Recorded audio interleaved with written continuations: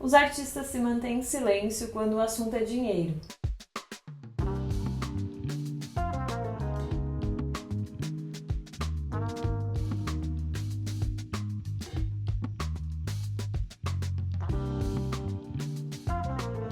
Cuidado para o amor pelo que você faz não se tornar uma armadilha para o crescimento do seu ateliê e para você ter os resultados que você quer ter. Para desenvolver esse raciocínio, eu vou voltar no tempo, contar uma história que eu sempre conto, mas enfim, né? É a história que faz parte da minha trajetória de como eu comecei nesse mercado artesanal. Então, em 2019, eu tinha um outro contexto profissional, de trabalho corporativo, formal, etc. Era um contexto em que eu queria sair, pelo menos temporariamente, para testar novos formatos, ter tempo para fazer outras coisas. Eu comecei em 2019 como bordadeira profissional, trazendo isso como meu trabalho. O bordado nesse momento era uma ferramenta que eu poderia aproveitar para mudar esse meu contexto. Então, não, a motivação nesse momento não foi eu vou sair porque eu amo bordado e eu quero viver do bordado, e sim, estou nesse contexto, quero testar um contexto diferente, e o bordado é uma das coisas que eu posso colocar como meu intermediador,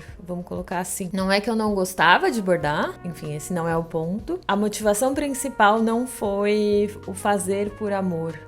Quando mistura muito as coisas, de então colocar tanta carga emocional em algo que você tem a expectativa de que seja o seu sustento, te deixa um pouco limitada com relação a mudar mesmo a forma de pensar o seu negócio, como ele deve ser pensado para que ele seja viável, né? Para que ele seja possível de acontecer. Não parte de uma visão de negócio, parte do emocional. Vamos pegar um exemplo de um modelo de negócio que parte apenas dessa visão estratégica e a visão de ganhar dinheiro, lucro pelo lucro. Uma empresa que não é artesanal, tem muito mais esse viés de indústria, seja roupa, seja bolsa, artigos de decoração, por exemplo, que ela de repente traz para o portfólio, né, para a oferta que ela faz, peças que remetem ao artesanal, porque ela está aproveitando uma tendência, né, a crescente do artesanal, que realmente é uma verdade, a gente já vem falando isso há um tempo. Ela aproveita essa tendência para ganhar dinheiro em cima. E a gente que vê o artesanato de outra forma, vê isso com maus olhos, porque, enfim, a gente vê que é realmente um interesse vazio que tem ali. Para o outro extremo dessa questão de visão de negócio versus amor pelo que faz,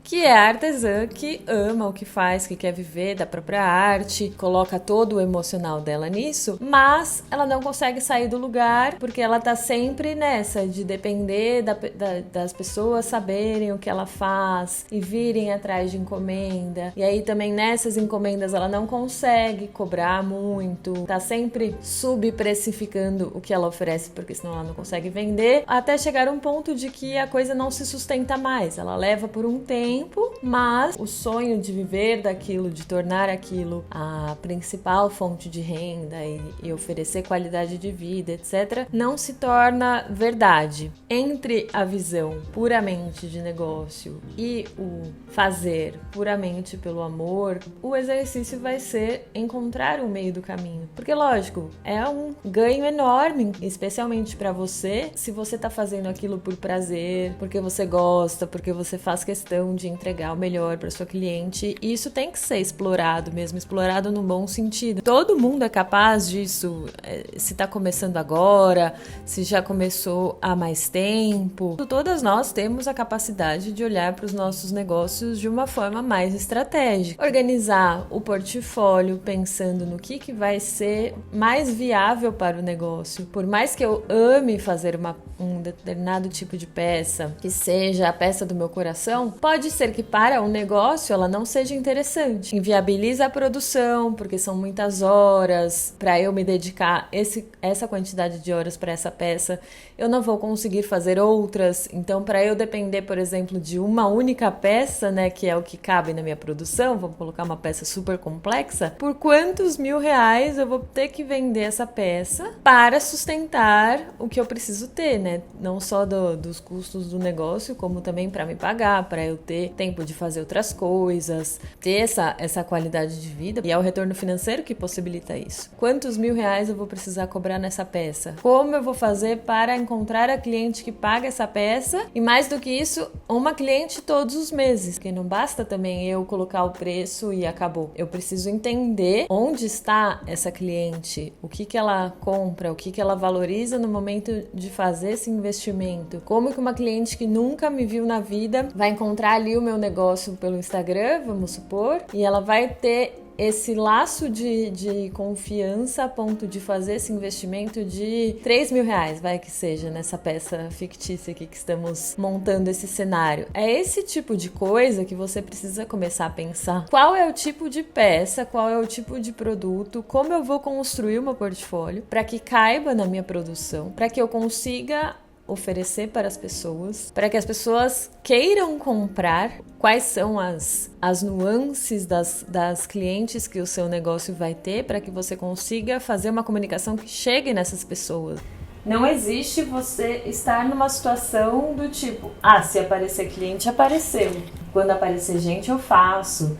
Quando aparecer alguém que goste do que eu ofereço, eu faço. Isso não existe. Nesse exercício de mudar a mentalidade, e é muito do que a gente trabalha na comunidade Meu Negócio Feito à Mão, em todos os serviços individuais que eu ofereço também, como ser mais estratégica nessa visão, na tomada de decisões, em abrir mesmo a cabeça para possibilidades que o seu negócio tem, muito mais do que ficar nessa caixinha de eu vou fazer só o que eu gosto, quem gostar gostou, se aparecer cliente apareceu. Não é assim. Todo negócio que existe no mundo e nesse sistema em que vivemos precisa ter essa postura ativa, de entender o que vai oferecer e para quem, e montando mesmo esse quebra-cabeça de estratégias, porque senão você fica muito na mão do acaso. Empreender, a gente tem inúmeras condicionais, diversos cenários que não estão nas nossas mãos,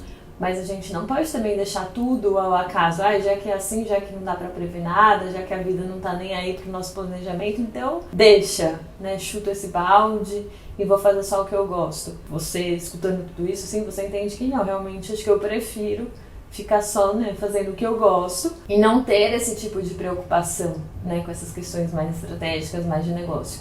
Ótimo, então aí talvez você esteja chegando à conclusão de que o melhor cenário para você, para a sua personalidade, para o seu estilo de vida, seja manter o que você já faz com esse viés de hobby, de renda extra, quando alguém me pedir eu faço, e ter outro tipo de trabalho que te traga também o retorno que você precisa para ter a sua qualidade de vida e que também permita que você mantenha esse hobby. Não tem nenhum problema em ter um trabalho que seja o investidor das coisas que você gosta de fazer. O perigoso é cair nessa armadilha ou, de repente, até criar essa própria armadilha para você, de que é possível se manter nessa questão de hobby, de vou fazer só o que eu gosto, e ter o retorno que você precisa como se fosse um trabalho, uma fonte de renda principal, que essa equação não se encaixa. Inclusive, eu estava em sessão com uma mentorada individual esses dias, foi algo que ela trouxe, assim, ela falou, Lu, eu sou assim, assim, assado, tenho essa personalidade e queria saber de você, assim, com honestidade, se isso vai me prejudicar no meu negócio. Então, no caso, eram pontos específicos de comunicação, que, eu sou uma pessoa assim, eu sou mais fechada, eu não sou muito de interagir em redes sociais, e o que eu queria entender é se tudo bem pro meu negócio eu me manter assim, ou se vai me prejudicar. O negócio não vai ser exatamente quem a gente é. Ele vai ser uma mescla de quem você é, da sua essência, dos seus valores, do que você traz, e ele tem uma parte importante, esse personagem, essa persona do seu negócio, que conversa diretamente com a sua cliente. Então você, artesã, como é o caso dessa minha mentorada, pode ser alguém mais reservado, mais quieto, mais introspectivo. É o que acontece comigo também, Luísa. Sou isso que vocês veem aqui, mas eu tenho traços da minha personalidade que eu não trago diretamente pra cá. porque eu sinto que pro negócio é ruim em alguns aspectos. E tem outros pontos que eu trago de uma forma diferente, perceber quais são essas características suas mesmo, da sua personalidade, que pro negócio é melhor que elas não apareçam ou não apareçam de forma tão predominante. E quais são outras características que você precisa buscar, mas vão ajudar mesmo o negócio de alguma forma. É o mesmo se você pensar na situação de você ter mais pessoas na sua equipe com você trabalhando. Cada uma vai ter sua personalidade, mas também não dá para todo mundo fazer só o que quer ou fazer tudo do jeito que dá na cabeça. Como fazer para mudar essa mentalidade e para ir adquirindo essa visão estratégica, que sempre vai ser uma construção. Lógico, se você puder, né, fazer um investimento inteiro, um acompanhamento inteiro, uma visão de fora sobre o seu contexto e os caminhos possíveis, ótimo. Mas uma forma muito prática de você já começar agora é olhar para o que você faz e olhar também para as peças que você oferece e tentar identificar o que tem potencial do tipo, tá? É algo que eu consigo ter uma certa previsibilidade de que eu sempre vou ter cliente para essa peça. O tipo de estratégia também de precificação, então não consigo ainda fazer peças muito complexas que me demandam muito tempo, porque senão elas teriam, né, que ter um preço de venda que eu sei que a minha cliente não vai pagar. Então, pelo que eu estou percebendo que a minha cliente paga, como eu adapto o meu portfólio por enquanto eu vou trabalhando a minha comunicação, o meu posicionamento, para conseguir ir cobrando cada vez mais caro. Não mais caro de forma aleatória, mas cobrando realmente o que aquela peça idealmente tem que custar, tendo a cliente que vai pagar por aquilo. Então isso tudo é uma construção. É olhar para a forma como você está se comunicando, como você está se referindo ao seu trabalho. Tudo a gente está comunicando sobre o nosso trabalho. E a forma como você fala e mostra e tira as suas fotos. Tudo isso vai passando uma percepção, né? E as pessoas vão tendo uma imagem sobre você, sobre o seu trabalho, no caso. E outra parte prática também, eu vou até deixar um link aqui na descrição do vídeo outra vez, que pode te ajudar, é você tirar um tempinho para pensar no seu negócio do ponto de vista de quem está vendo de fora.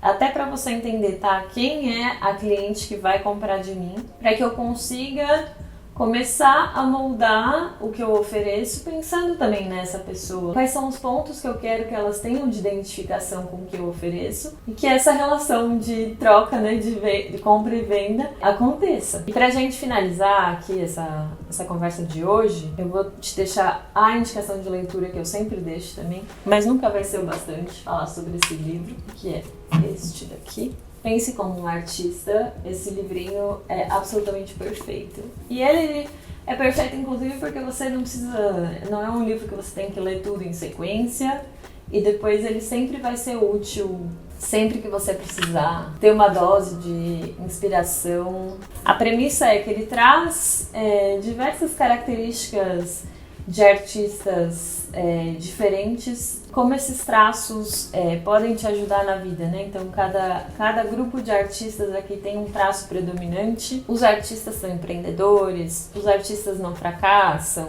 os artistas são curiosos de verdade. E para cada ponto de vista, para cada perspectiva dessa, né, que são os capítulos, ele traz exemplos reais de artistas que têm essa característica. O primeiro capítulo é: os artistas são empreendedores, e é um capítulo que eu gosto muito, inclusive, por razões óbvias, que artistas não são mais corajosos, ou nobres, ou determinados do que fazendeiros que percorrem distâncias extremas, ou de um dono de restaurante que salta da cama às 4 da manhã do dia seguinte para chegar no mercado em tempo de encontrar os melhores produtos.